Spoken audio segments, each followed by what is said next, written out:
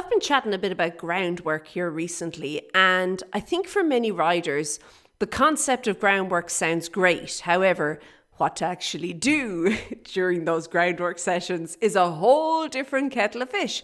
So today I wanted to give you 3 specific groundwork exercises that you can use the next time you're with your horse. And these 3 are going to help you and your horse develop further in both your training, your skills, and also how well you are communicating with each other. Because at the end of the day, that's what we're all about, hey? Okay, let's dive in.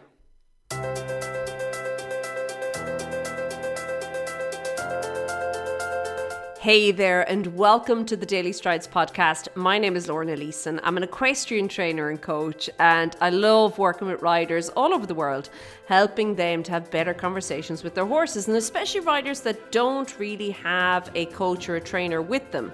So, on that note, okay, we said about groundwork, and what actually got me thinking about this and talking about this, now recently I have done quite a few episodes on groundwork, but what really brought it home was just last week, okay? I'm out at the stables here, and I noticed this rider literally dragging her horse. Now, I mean dragging in the most literal sense of the word, okay? Dragging her horse from the stables towards the arena. Now, the rider herself, she was about a metre in front of her horse's head. And I mean, when she was dragging, she was under serious pressure. Her face was red with just the effort. And her horse was like, he definitely decided he was going nowhere slowly. Like, no, not interested. I'm not going there, okay? And it really and truly, it just kind of brought it home to me how so many riders make things so difficult for themselves by not having just a couple of really basic ground rules in place. And those ground rules are really just around their horse and their expectations and, merging the two together. So if we're talking about ground rules, I think that one of the best places to probably tackle that subject would be on the ground, beside your horse, meaning groundwork. And I do really and truly believe that groundwork is an essential part of training when you're working with your horse. It's where you get to actually set the expectations. You get to create boundaries. You get to explain rules. You have rules. If you don't think you have rules, well, let's let your horse step on your foot 5 times today. I bet you would very quickly decide, you know what, I'm going to create a rule around this. He's not going to step on my foot anymore, okay? You have rules, whether you like it or not. You do, and I know a lot of people are into this like, we're all free and we all can do our own thing, and that's marvellous. But I don't think that is riding. I think that in riding, we have communication, and in communication, there are rules, there are expectations, and there are boundaries. And that is what I want to talk today, because when you can do those, when you can set those things up, it helps you and your horse to develop a more solid and a more, if you want, like a lasting partnership as well, okay? So groundwork now, it also, in fairness, helps you to refine your skills as a rider. I think that when you have to figure out a slightly different way to say something or to explain something to your horse, you actually get to almost like explore how much you know about the subject, your knowledge, your understanding, and how well you can explain that, because you can't do it the same way you do it on your horse. Now you have to kind of change things, tweak things slightly, and I think that that's really, really interesting as well. Okay, so I said I'd give you 3 exercises. Here we go. The first one is backing up. Now, if we were on our horse, it would be called rein back, okay? We're on the ground, we can call it rein back, we can call it backing up, we can call it what once. It's basically your horse stepping backwards, okay? He's gonna reverse, okay? Your horse going into reverse. And if you're thinking, Lorna, please, that is the most basic thing in the world. You would be surprised how many horses do not know how to back up. It often amazes me. New horses come into the yard and they just don't know. They don't even know what they don't know.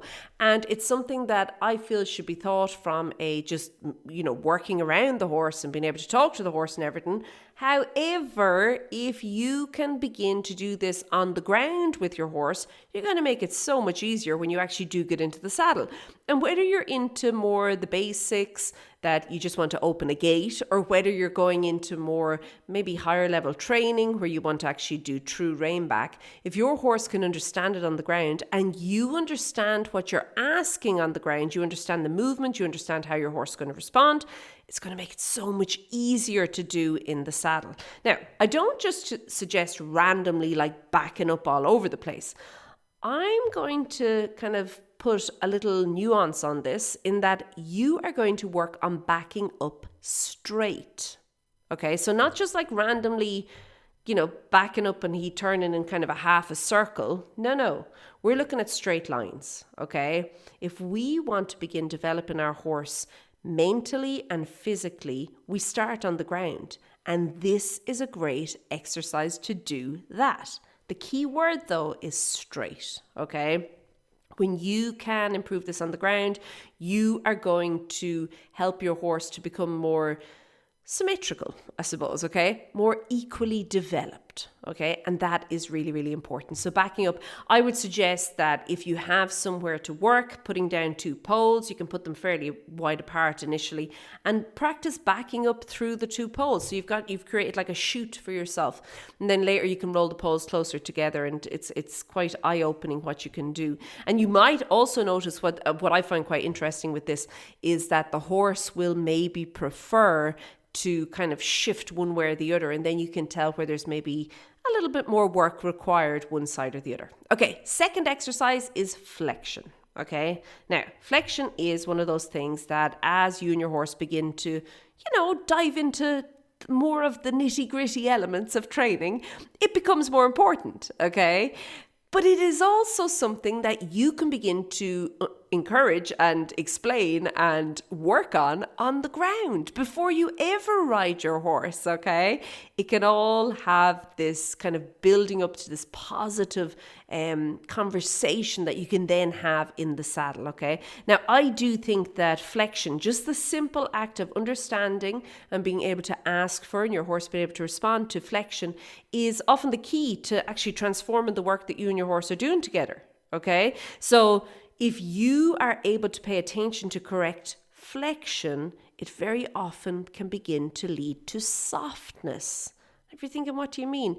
It means that everything just connects better. It's like this softening through the aids, through the whole conversation. Everything softens and it feels so much better, okay? Now, again, it's important to kind of think about symmetry, okay? So obviously, if you're flexing to one side and not to the other. But it is important to work this on both sides of your horse, okay? And get him to kind of stretch and develop equally, okay? And I would suggest focusing on the head and neck initially and keeping in mind, and this is key, that any movement in the right direction initially is actually what you want, and that is what we should reward. Okay, that is what we should allow to happen. So that is really, really important.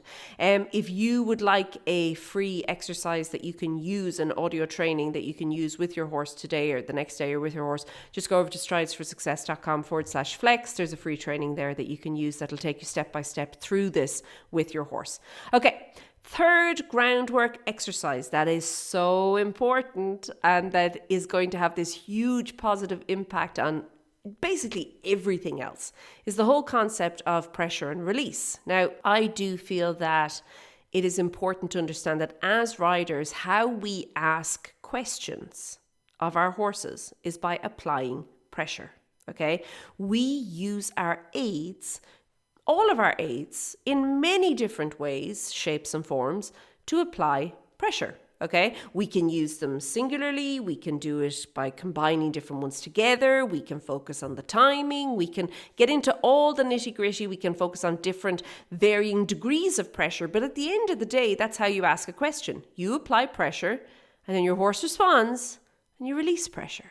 There you go, okay? Simple as. And if you don't believe me, even your voice can apply pressure. You can use your voice to apply pressure to your horse to ask the question. So it is important to begin to understand that. And what we want to do is that we want to help our horse to really get good at this. So as maybe initially you have to be fairly obvious with the pressure and with the release. Okay, you see this a lot with little people. They'll kick initially. And then as we refine it and as we refine it and as we refine it, we get to this point where it's like a squeeze, okay? And it's barely visible. You wouldn't even know what to look for unless you knew what to look for, okay? You'd be like, what happened there? Okay, but you can refine all of your aids, but it's still a pressure and a release. And how you can get good at this, good being that you and your horse are able to have more of this secret conversation together, is that you need to answer your horse. You need to affirm what your horse has just done as being the correct response to the question you just asked. And how you do that is by releasing. Okay, so you just take the pressure away. That is the reward. That's the response. That is you affirming, yes, exactly what I was looking for. Thanks very much. Okay, so it's really important. That's why it can't just be pressure. It must be pressure and release. Now, one of my favorite ways to work on this initially is using turn on the forehand on the ground with the horse. I think that it's a really, really good exercise. I think it gets you to understand flexion, what we spoke about earlier, okay? And it also then gets you to really understand the rhythm and the sequence and different kind of questions and how you can take what you're doing in the saddle and bring it to the ground and ask the same question but in a slightly different way, and your horse still understands, and that is really powerful. And also turn the forehand is fairly handy to be able to do if you're walking around the farm on a random day and there's maybe a gate or something that you have to get through, okay? So it's nifty to have, okay? So anyway, hopefully by doing these 3 exercises, you are going to start to, I suppose, turn your attention a little bit more to groundwork and to the power of groundwork and to what it could mean for you in your riding. Like just these 3 exercises alone, if you chose one a day and if time was short, you only had 10 minutes for a training session with your horse and you chose one of these, that would be a really good use of 10 minutes with your horse, okay? It will build up and it will help you to continue to build momentum in you and your horse's training and development. Okay, as I said before, you can get that free exercise there. It's increasing suppleness, true flexion. You can get that over at stridesforsuccess.com/flex. I'll take you step by step through it. You can just pop it into your phone. You can listen to it when you're working with your horse, and bingo, there we go. Hey presto, you and your horse are on the road to starting to implement some of this groundwork into your training and development moving forward. Okay, I'm going to leave it at that. Have a great week. Keep well, and I'll chat to you soon. Be good. Bye.